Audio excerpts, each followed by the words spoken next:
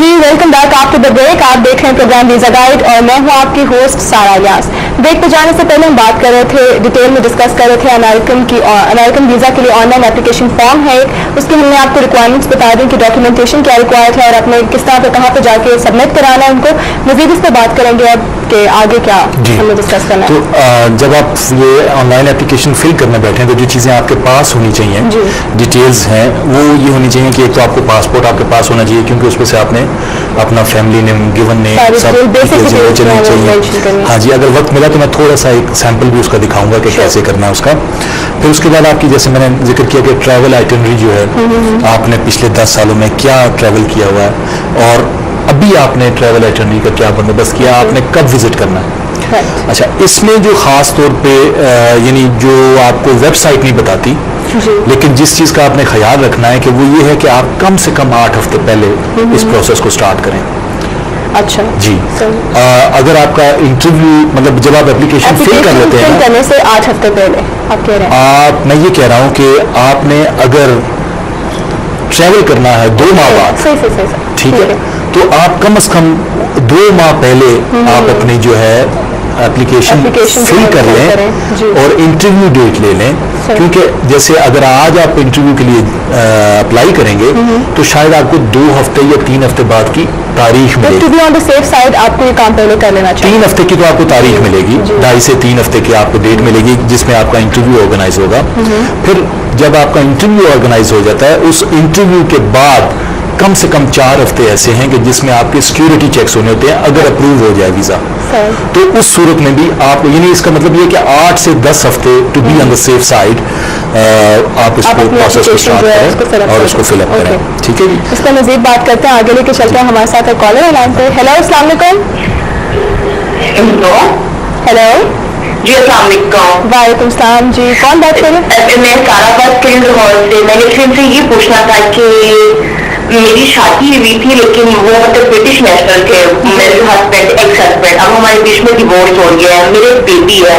तो मुझे किसी ने मतलब बताया था कि ब्रिटेन का लॉ है कि अगर आपके पेरेंट्स में कोई एक सिंगल पेरेंट भी हो नेशनल, तो बेबी को नेशनलिटी मिल जाता है। मैंने उससे ये पूछना था कि क्या मैं अपने बेबी के लिए अप्लाई कर सकती हूँ, उसको मिल सकती है, इसका सारा प्रोसीजर क्या होगा, या मैं अपना भी उसके साथ अप्लाई कर सकती हूँ। Thank you so much. चलो, thank you so much for calling. आपके क्वेश्चन का आंसर देंगे मिस्टर मुदस्सिर जी।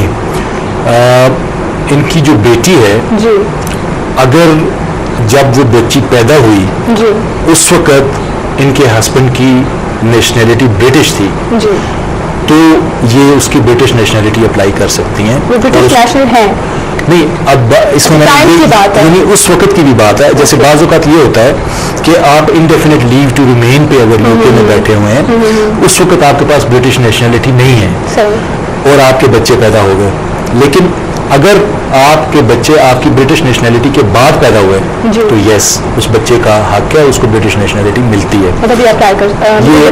ये हाँ, पाकिस्तान में रहते हुए भी यहाँ पे भी उसकी नेशनैलिटी अप्लाई हो सकती है। चलो ठीक है, आई होप उनको अपना आंसर मिल गया होगा। अब हम चलते हैं अपने अमेरिकन ऑनलाइन एप्लीकेशन की तरफ। जी बिल्कुल।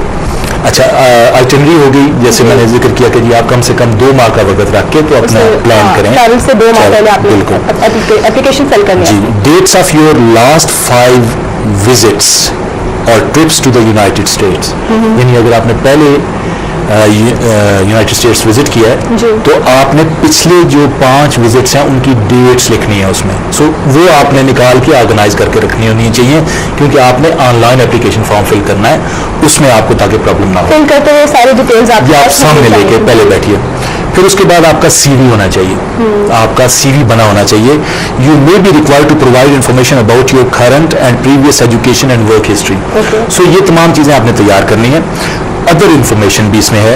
सम applicants depending on the intended purpose of visit will be asked to provide additional information when completing the DS 160।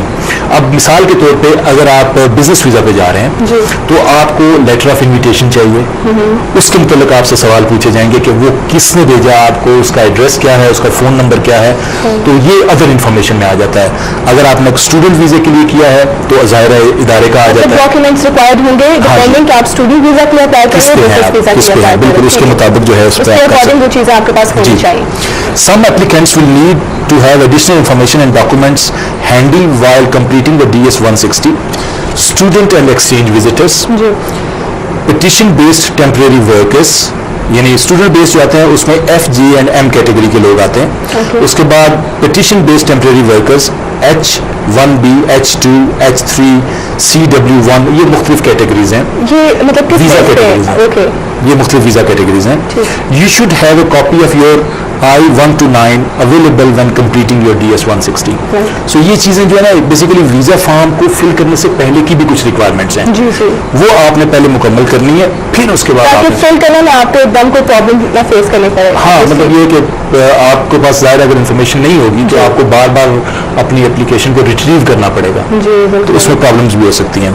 Other temporary workers, you will be asked for information about your employer including the employer's address while completing your DS 160. Okay so ये तमाम चीज़ें चाहिए.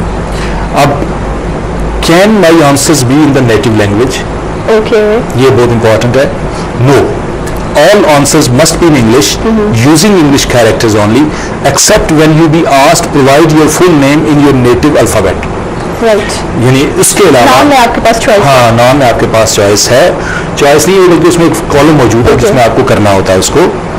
ठीक है जी, बाकी सब जो है इंग्लिश में होगा. These translation should assist you in completing. अच्छा, अब इसमें जो है मुख्तलिफ DS 160 को जब आप फिल करने जाएंगे तो ये फॉर्म तो इंग्लिश में है जो आपने तमाम इंफॉर्मेशन जो उनको चाहिए, लेकिन इसकी जो हिदायत हैं वो कुछ और जुबानों में भी मौजूद हैं ओके. जिनमें उर्दू भी शामिल है. अच्छा, उर्दू शामिल है जी, इसमें. जी. चलिए ठीक है, तो इससे- पाकिस्तानियों के लिए एक हाँ प्लस जी, पॉइंट आ गया ये. चलिए इस पर मजीद बात करते हैं, कंटिन्यू करते हैं. हमारे साथ एक कॉलर है लाइन पे. हेलो, अस्सलाम वालेकुम. Hello, line I guess drop हो गई है. इस बात को कंटिन्यू करेंगे अब कि जी, जी. उर्दू में भी ऑप्शन है. जी, Like जो हिदायत है हिदायत। वो आप उर्दू में भी दे ताकि सकते आप हैं, लेकिन understand फॉर्म कर फिल सकें. जो होगा वो वो तो इंग्लिश में होगा, वो हम होगा. बात कर चुके हैं. जी ठीक है. और all questions on the DS 160 mandatory, यानी कि सबसे बड़ी बात यह है कि उस पर Compulsory. जितने भी सवाल हैं वो आपने जवाब देने ही देने होते हैं या नहीं. जी. Most questions are mandatory and must be answered in the spaces provided. यानी ज्यादातर उनमें से सवाल ऐसे हैं कि जिसमें आपके पास कोई ऑप्शन नहीं है. You have to answer those questions. Okay.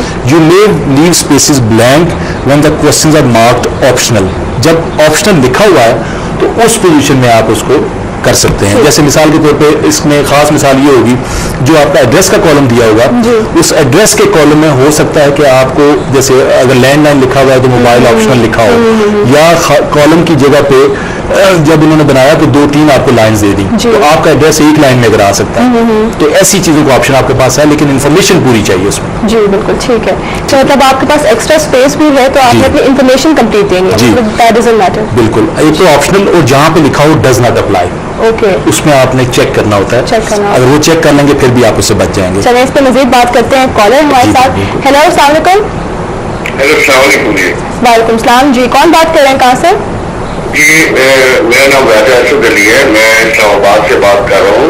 जी मुदस्सिर नौम साहब से मेरे पहले भी एक दफा मैं बात कर चुका हूँ. जी जी. और इसमें मुझे ये कहना था कि मैंने मुदस्सिर नौम साहब को वीजा गाइड एड को TV पे काफी टाइम हो गया एक मेल की थी और उसमें अपना CV सेंड किया था और बेस्ट की थी कि काइंडली आप देख के मुझे बता दें कि मैं किस मुल्क की इमिग्रेशन ले सकता हूँ. वैसे तो मैं एक गवर्नमेंट सर्वेंट हूँ और यहाँ एक मुकामी लोकल हॉस्पिटल में काम करता हूँ एज अ जूनियर टेक्नीशियन जी जी.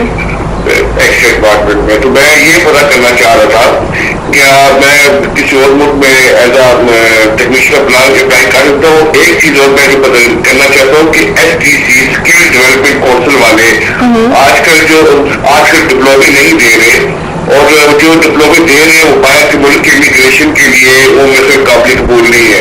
आज दिन अखबारों में इश्तेहार आ जाते हैं कि हमारे हुनरमंद अफराद जो है वो उनको हम डिप्लोमा दे रहे हैं और वो पहले मुल्कों में जाके UAE में, UK में और अमेरिका में जाके वो हमारे डिप्लोमा चलते हैं और वजारत खारजा से हम आपको अटैच करवा के देते हैं. लेकिन जो हकीकत में उनके पास जाते हैं तो वो कहते हैं कि इस किस्म का कोई नहीं है हमारे पास, तो वो सिस्टम नहीं है.